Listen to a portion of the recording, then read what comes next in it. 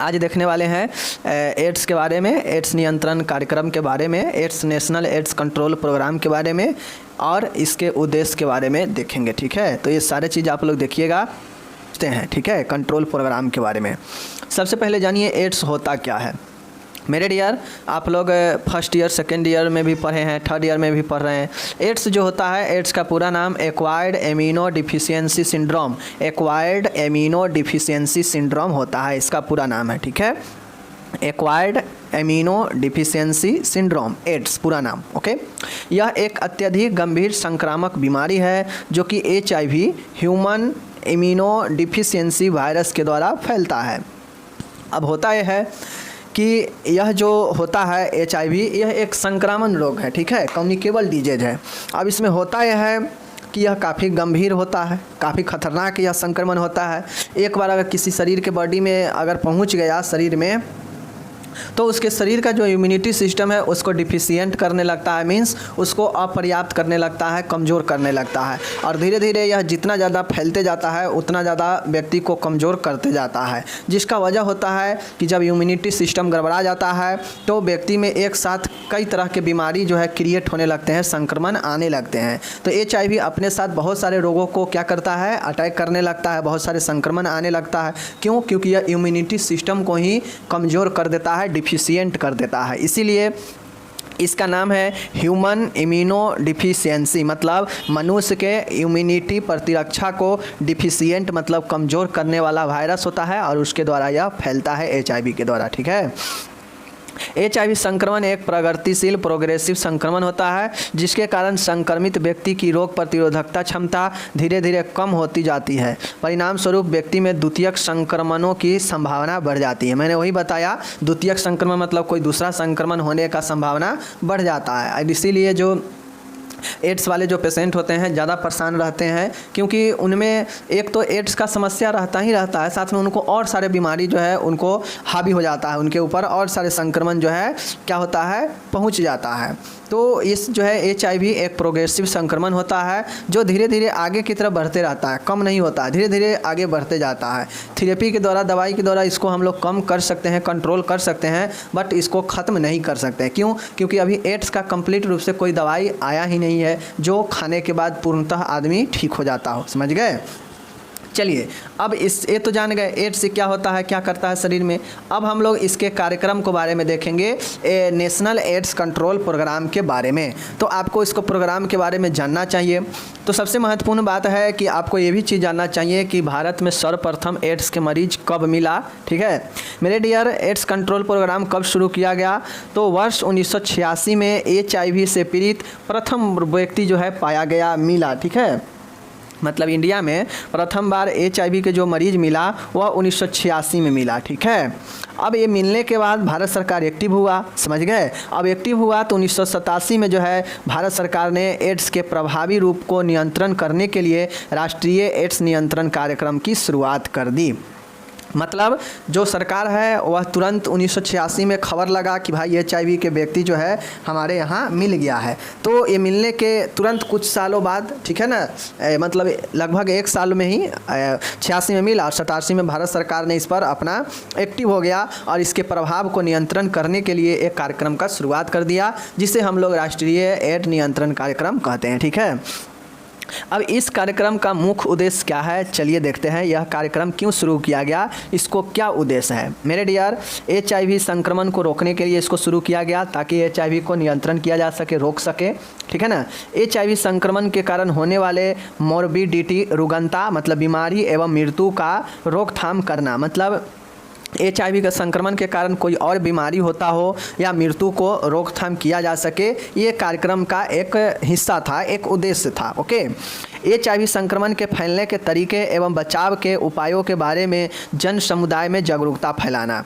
अब लोगों में देखते होइएगा कि आपके गांव, आसपास, मोहल्ला में HIV का जो है स्वास्थ्य हेल्थ टीम के तरफ से, स्वास्थ्य के तरफ से जो है प्रचार प्रसार किया जाता है भान के माध्यम से, या जो है स्व हेल्थ टीम आता है और वह नाटक के रूप में दिखाएगा, ठीक है ना। तमाम तरीके के चीज़ों से जो है प्रचार प्रसार करता है। तो यही सब एक राष्ट्रीय कार्यक्रम का हिस्सा है, जिसका काम होता है कि लोगों में इसके फैलने के तरीके के और इस पर बचाव के उपायों को जो है लोगों तक कैसे पहुँचाना है, इसका जागरूकता फैलाना इस कार्यक्रम में लिखा गया।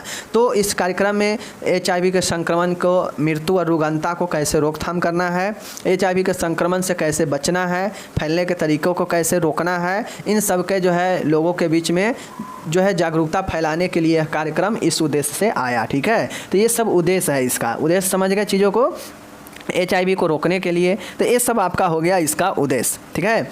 अब हम लोग देखेंगे राष्ट्रीय एड्स नियंत्रण कार्यक्रम के अंतर्गत संपादित की जाने वाली विभिन्न गतिविधियाँ। अब हम लोग उद्देश्य देख लिए कि यह प्रोग्राम क्यों, उद्देश्य जो है क्यों शुरू किया गया। तो मुख्यतः हम लोग देख लिए हैं कि इसका ये चीज़ के लिए शुरू किया गया। लेकिन अब हम लोग देखने वाले हैं कि राष्ट्रीय जो एड्स नियंत्रण कार्यक्रम है, जो नेशनल एड्स कंट्रोल प्रोग्राम है, इसके अंदर जो है कौन कौन से एक्टिविटी किए जाते हैं, कौन कौन से जो है गतिविधि जो है इस कार्यक्रम में किया जाता है। आपको कुछ जो है चीज़ों को ध्यान में रखना पड़ेगा कि जैसे होता है ना, जैसे मान गए कि एक स्कूल है, ठीक है, एक स्कूल शुरू हुआ तो स्कूल में डिसाइड करता है कि हम कितने तक अपने क्लास को संचालित करेंगे, 10th तक करेंगे या 8th तक करेंगे या 5 तक करेंगे या सिर्फ LKG UKG का ही पढ़ाएंगे। ऐसे कुछ सेट होता है ना स्कूल के अंदर में। तो ऐसे ही इस प्रोग्राम के अंदर में एक्टिविटी शामिल है, कुछ गतिविधियां शामिल है, या इसी को कुछ फंक्शन कह लीजिए, कार्य कर लीजिए कि कौन कौन से कार्य जो है इस कार्यक्रम के अंदर होता है। तो चलिए हम लोग देखते हैं, ठीक है। सबसे पहला है इस कार्यक्रम के अंदर वार्षिक देख राख निगरानी, एनुअल सेंटिनल सर्विलांस, वार्षिक देखरेख पर निगरानी होता यह है। इसके द्वारा न केवल उच्च जोखिम युक्त अपितु कम जोखिम वाले जनसंख्या समूह में HIV संक्रमण की फैलाव दर संबंधी आंकड़े एकत्रित किए जाते हैं। इसके द्वारा क्षेत्रवार एवं विभिन्न आयु समूह में HIV संक्रमण की प्रवृत्ति का पता लगता है।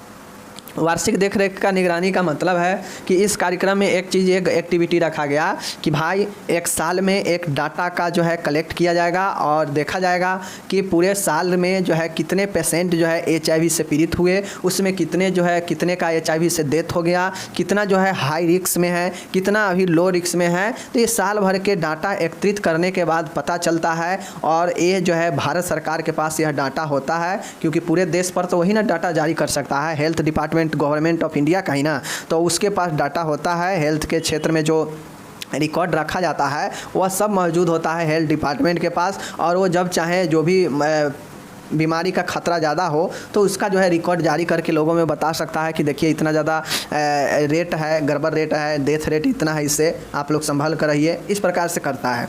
तो ये वार्षिक देखरेख पर उससे निगरानी रखने में मदद मिलता है। मान गए अगर साल में 1 लाख पेशेंट अगर पूरे देश में एड्स से पीड़ित मिला, उसमें से 1 लाख में से मान गए 2000 पेशेंट का डेथ हो गया एड्स के कारण, तो उसका हम लोग परसेंटेज निकाल लेंगे कि कितना % व्यक्ति डेथ हो रहा है। तो हमें पता चलेगा कि आखिर यह जो है पेशेंट को हमारे देश में इसका फैलाव दर क्या है और इससे कितना पीड़ित है, कितना का डेथ हो रहा है। तो वह जो है देख रेख पर जो है हमें निगरानी करने में मदद करेगा। उसी तरीक़ा से देखभाल भी एड्स के क्षेत्र में लोगों को मिल पाएगा। तो यह जो है वार्षिक देख रेख पर निगरानी रखने का काम इसके अंदर होता है, इस कार्यक्रम के अंदर, ठीक है।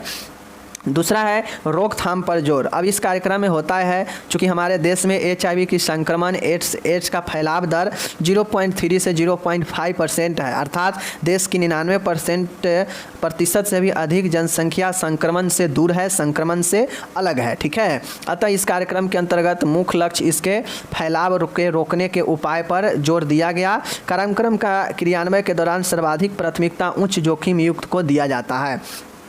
अब ये जो राष्ट्रीय एड्स कंट्रोल नियंत्रण प्रोग्राम है, इसके अंदर जो है प्रिवेंशन रोकथाम पर जोर दिया गया। इस कार्यक्रम में एक एक्टिविटी शामिल है कि जो लोग अगर सबसे ज़्यादा एड्स के गंभीर वाला मिलेगा, जिस पर सबसे ज़्यादा जोखिम है, तो उसको जो है ट्रीटमेंट पहले दिया जाएगा, ठीक है, ताकि जो फैलने का दर हो वो कम किया जा सके। समझ गए। चूँकि हमारे देश में अभी एड्स का जो रिकवरी है वह कम है, एड्स का जो फैलाव दर है, जो प्रिवेंशन रेट है, फैलाव दर है, कम है। अभी 0.3 से 0.5% है। मान गए ये डाटा कुछ दिन पहले का होगा, तो अभी मान गए कितना होगा, 1% के आसपास होगा। तो अगर 1% के आसपास अगर पूरे देश के जनसंख्या में 1% आदमी अगर एड्स का है तो 99% तो बढ़िया है ना, 99% तो उस संक्रमण से दूर है, तो 99% को तो बचाने के लिए कार्य किया जाएगा ना। तो इसके लिए ये किया जाता है कि जो ज़्यादा इस 1% में जो ज़्यादा एड्स के जोखिम होगा, पहले उसको जो है ट्रीटमेंट, उसका उपचार दिया जाएगा, और फिर जो है बाद में सबको देखभाल किया जाएगा, ताकि जो फैलाव दर है कम हो सके, लोगों के बीच में इससे रोकथाम किया जा सके। तो रोकथाम पर जोर इस कार्यक्रम के अंतर्गत देना एक एक्टिविटी है इसका। ओके, तीसरा है स्वैच्छिक परामर्श एवं जांच केंद्र। ठीक है, अब हुआ ये कि केंद्र एवं स्वैच्छिक रूप से देखिए इस कार्यक्रम के अंतर्गत ये भी चीज़ का व्यवस्था किया गया कि अगर कोई व्यक्ति चाहता है तो उसके लिए सेंटर बनाया जाए और वह सेंटर पर आकर अपना परीक्षण करा सके, एड्स का परीक्षण करा सके, काउंसलिंग करा सके। समझ गए ना, मतलब टेस्ट के लिए और काउंसलिंग के लिए एक सेंटर बनाया गया जो प्रत्येक जिला के स्वास्थ्य केंद्र पर होता है, जहां पे आप चाहें तो जाकर एड्स का जो है HIV का टेस्ट करवा सकते हैं, पता कर सकते हैं कि आप में है या नहीं है, साथ में इससे जुड़ी हुई सलाह भी आप ले सकते हैं। तो यह जो है बिल्कुल निःशुल्क होता है और यह स्वैच्छिक आधार पर है, क्योंकि लोगों का मन के आधार पर है। जिसको मन हो जाके जाँच कराइए, नहीं मन है नहीं कराइए, कोई यहाँ पे ज़बरदस्ती नहीं है। स्वैच्छिक आधार पर लोगों के HIV के संक्रमण और एड्स से संबंधी परामर्श जो है निःशुल्क दिया जाता है। यह केंद्र का स्थापना किया गया इसी प्रोग्राम के अंतर्गत। समझ गए। चौथा है कंडोम के उपयोग को बढ़ावा देना, प्रमोशन ऑफ यूज कंडोम। लोगों में इस कार्यक्रम के अंतर्गत लोगों में यह शिक्षा दिया गया, लोगों को यह सलाह दिया जाता है कि ज़्यादा से ज़्यादा जो है कंडोम का यूज किया जाए। अनप्रोटेक्टेड मतलब असुरक्षित तरीके से यौन संबंध HIV का मुख्य खतरा है, इसलिए कंडोम का उपयोग करने के लिए लोगों के बीच में निःशुल्क कंडोम का वितरण, समझ गए, किया जाता है। और साथ में लोगों को, ठीक है, रिलेशन बनाते समय कंडोम के उपयोग का सलाह दिया जाता है। तो ये कंडोम के उपयोग को बढ़ावा देना इस कार्यक्रम का एक मुख्य जो है एक्टिविटी है, एक गतिविधि है। पाँचवा है रक्त सुरक्षा कार्यक्रम, इस ब्लड सेफ्टी प्रोग्राम। इस कार्यक्रम के अंतर्गत एक चीज़ें और किया गया कि अगर किसी का भी ब्लड डोनेट किया जाएगा तो उससे पहले उसके ग्रुप मैच किया जाएगा, ये तो होता ही है। साथ में उसको HIV का टेस्ट किया जाएगा, संक्रमण का टेस्ट किया जाएगा कि जो व्यक्ति ब्लड दे रहा है उसमें कोई HIV वगैरह, वह HIV से तो पीड़ित नहीं है, इसलिए उसके टेस्ट से पहले HIV का टेस्ट उसका किया जाता है। और यह जो है सुरक्षित तरीके से रक्त चढ़ाने के लिए बहुत ही जिम्मेदार होता है। तो रक्त सुरक्षा कार्यक्रम के अंतर्गत सुरक्षित तरीके से जो है ब्लड चढ़ाया जाए किसी को, इसलिए यह कन्फर्म किया जाता है कि किसी व्यक्ति में HIV नहीं है तो उसे ब्लड चढ़ाया जा सकता है, तो इसलिए उससे जो है HIV का टेस्ट कराया जाता है और रक्त को सुरक्षित तरीके से चढ़ाने में इस कार्यक्रम जो है मदद करता है। तो इस कार्यक्रम में रक्त को सुरक्षा तरीके से चढ़ाने के लिए भी जो है कार्य किया जाता है। ठीक है, तो ये जो है ये एक्टिविटी यहाँ भी होता है। छठा है स्वास्थ्य कर्मियों को प्रशिक्षण, ट्रेनिंग ऑफ हेल्थ वर्कर। राष्ट्रीय एड्स नियंत्रण कार्यक्रम के बेहतर तरीके से क्रियान्वयन तथा HIV संक्रमण के प्रभावी तरीके से रोकथाम सुनिश्चित करने हेतु विभिन्न श्रेणी के स्वास्थ्यकर्मी जैसे चिकित्सक, नर्स एवं अन्य पैरामेडिकल स्टाफ को प्रशिक्षण दिया जाता है। अब इस कार्यक्रम के अंतर्गत समय समय पर जो भी स्वास्थ्यकर्मी होते हैं उससे ट्रेनिंग दिया जाता है। ट्रेनिंग मीन्स कहा जाए कि एड्स के बारे में कि एड्स क्या होता है, एड्स को HIV को कैसे नियंत्रण करना है, कैसे इसको कंट्रोल करने का काम करना है। तो इसके लिए जो है जितने भी जो भी स्तर के स्वास्थ्यकर्मी हैं, जैसे डॉक्टर हो गए, नर्स हो गई, ठीक है, पैरामेडिकल स्टाफ हो गए, ये सबको जो है ट्रेनिंग दिया जाता है रोकथाम और नियंत्रण करने के लिए। ठीक है, तो इस कार्यक्रम का एक हिस्सा स्वास्थ्य कर्मियों को प्रशिक्षण देना भी है। ठीक है, सातवां देखिएगा HIV संक्रमित माता से उसके शिशु में संक्रमण की रोकथाम। अब कोई फीमेल है जिसको HIV हुआ है, तो अगर उसका देखभाल नहीं किया जाएगा, उसका रोकथाम नहीं किया जाएगा, तो जो माता है उससे माता से HIV जो है उस बच्चे को हो जाएगा और बच्चा जन्म लेगा तो उसको जन्मजात HIV हुआ रहेगा। तो इस चीज़ को जो है ध्यान देना चाहिए और रोकथाम करना चाहिए कि कोई भी HIV संक्रमित माता से शिशु को संक्रमण न हो, इसका रोकथाम करना चाहिए। कैसे? गर्भवती महिला से उसके शिशु में HIV की संक्रमण फैलने की संभावना निम्न प्रकार होती है। ठीक है, देख लीजिए कैसे जो है फैलता है माता से बच्चे में। गर्भ अवस्था के दौरान 10 से 15% फैल सकता है। प्रसव प्रक्रिया के दौरान 40 से 50% फैल सकता है। प्रसव के बाद यह जो है 25 से 30 जो है % फैल सकता है। अगर कोई महिला है HIV से पीड़ित है तो उसके बच्चे में गर्भ में जब वह रहेगा बच्चा तो उस दौरान 10 से 15% जो है संभावना है फैलने का, तो इसका रोकथाम किया जाएगा। प्रसव प्रक्रिया के दौरान यह फैलने का संभावना सबसे ज़्यादा हो जाता है। क्यों? क्योंकि प्रसव के दौरान बहुत सारे संक्रमण जो है बच्चे को अटैक कर सकता है, तो इसलिए यह भी जो है 40 से 50% हो जाता है अटैक करने का संभावना। एंड लास्ट में है प्रसव के बाद जो है अवधि के दौरान, मतलब प्रसव बाद अवधि के दौरान 25 से 30% फैल सकता है। तो ये जो है परसेंटेज है कि कब जो है माता से शिशु में फैल सकता है, उतना %। ठीक है। 8वां है यौन संचारित बीमारियों का नियंत्रण। अब होता यह है कि इस प्रोग्राम के अंतर्गत जितने भी सेक्सुअल ट्रांसमिटेड डिजीज है इसको नियंत्रण करने के लिए भी जो है इसको जो है इस कार्यक्रम में काम किया जाता है। ठीक है। यौन संचारित बीमारी एवं HIV संक्रमण के फैलने का तरीका लगभग एक जैसा है। देखिए HIV भी एक प्रकार के सेक्सुअल ट्रांसमिटेड डिजीज ही है और साथ में और सारे अन्य सेक्सुअल ट्रांसमिटेड डिजीज है। तो चाहे अन्य भी कोई यौन संचारित रोग हो या फिर HIV ही हो, दोनों का जो फैलने का तरीका है एक ही जैसा है। क्यों? क्योंकि दोनों तो STD रोग ही हैं, समझ गए ना। तो इसके अलावा यौन संचारित बीमारियों की मौजूदगी में HIV संक्रमण का संचारण अधिक आसानी से हो जाता है। अगर किसी को हेपेटाइटिस है तो हेपेटाइटिस भी एक यौन संक्रमित रोग ही है। ठीक है। उसी प्रकार से गोनेरिया है, उसी प्रकार से LGB भी है। ठीक है।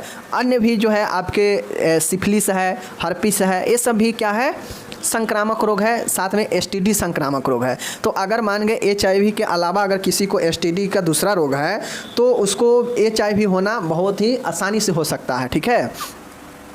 इस प्रकार स्पष्ट है कि यौन संचारित बीमारियों के नियंत्रण तथा इसके शुरुआती अवस्था में निदान एवं आवश्यकता अनुसार उपयुक्त उपचार द्वारा HIV की संक्रमण को संचार दर को कम भी किया जा सकता है।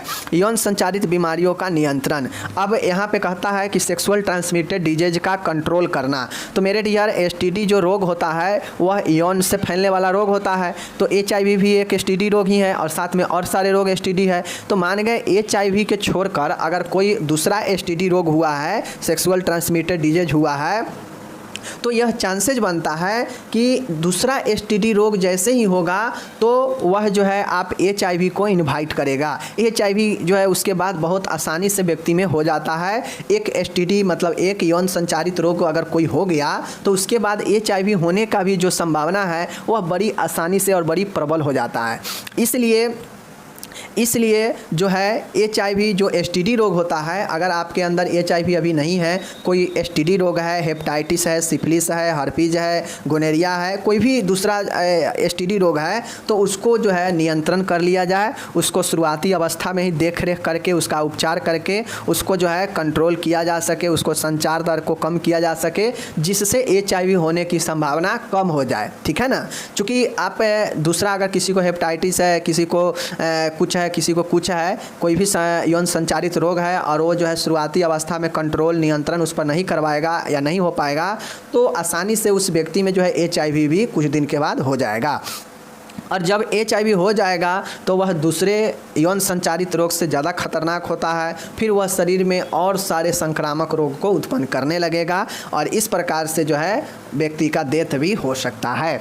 तो यौन संचारित बीमारियों पर नियंत्रण करना बहुत ज़रूरी है। ठीक है।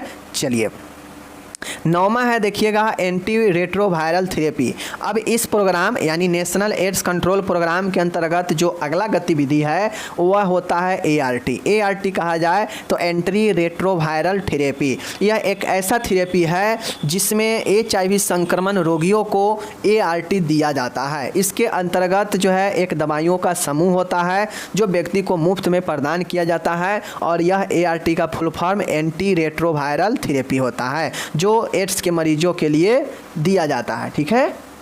जो कि इसी कार्यक्रम का एक काम है, एक गतिविधि है। समुदाय में जागरूकता उत्पन्न करना। अब इस कार्यक्रम का एक उद्देश्य ये भी है कि समुदाय में, गाँव में HIV और इसके इलाज के लिए जो है लोगों में जागरूकता उपलब्ध कराए। इस बीमारी के प्रति, संक्रमण के प्रति लोगों में जागरूकता फैलाएं, लोगों में इसके प्रति जो है क्या रवैया होनी चाहिए उसके बारे में बताएं। क्योंकि HIV संक्रमण एक लाइलाज बीमारी है। सीधा समझिए, HIV संक्रमण अगर किसी को हो गया, ध्यान नहीं देगा कि किस चीज़ से होता है, क्यों होता है, तो अगर वह ध्यान नहीं देगा और असुरक्षित तरीके से जो है यौन क्रिया करेगा किसी के साथ भी, या फिर जो है किसी के एड्स वाले मरीज के उपयोग किए गए सामान को उपयोग कर लेगा, या उससे गलत तरीके से ब्लड ले लेगा जो HIV से संक्रमित होगा, तो ऐसे में यह बीमारी लाइलाज होता है। इसका कोई इलाज नहीं है, बस इसका नियंत्रण और रोकथाम कर सकते हैं, जो आगे आपको और बढ़ने से रोकता है और जो है बीमारियों से छुटकारा दिला सकता है। बाकी एड्स का कंप्लीट इलाज नहीं है, इसीलिए इसका कोई उपचार नहीं है। केवल इस रोग से आप बच ही सकते हैं, बचाव ही एकमात्र इसका उपचार है, तथा इससे बचाव का सबसे प्रमुख उपाय है लोगों में जागरूकता उत्पन्न करना। जब लोगों में जागरूकता उत्पन्न करेंगे कि HIV कैसे होता है, कैसे फैलता है, या होने के बाद क्या लक्षण होता है, इसका क्या नियंत्रण है, नियंत्रण होगा नहीं होगा, क्या निदान है, आदि चीज़ों के बारे में अगर लोगों को आप विस्तार से बताएंगे और लोग इसके प्रति जागरूक हो जाएंगे, तो लोग भी इसके प्रति सजग रहेंगे और कुछ भी गलत करने से पहले या किसी का सामान यूज करने से पहले एक बार ज़रूर सोचेंगे, और इस तरीक़ा से वह अपने को भी HIV से बचा सकते हैं। तो समुदाय में जागरूकता और उत्पन्न करना बहुत महत्वपूर्ण है। जनरेट अवेयरनेस इन कम्युनिटी, यह बहुत महत्वपूर्ण चीज़ होता है। चीज़ों को समझ गए, कोई दिक्कत नहीं है। तो मिलेंगे अगले वीडियो में आपसे, तब तक आप अपना ख्याल रखिए। धन्यवाद आप सभी GNM थर्ड ईयर को।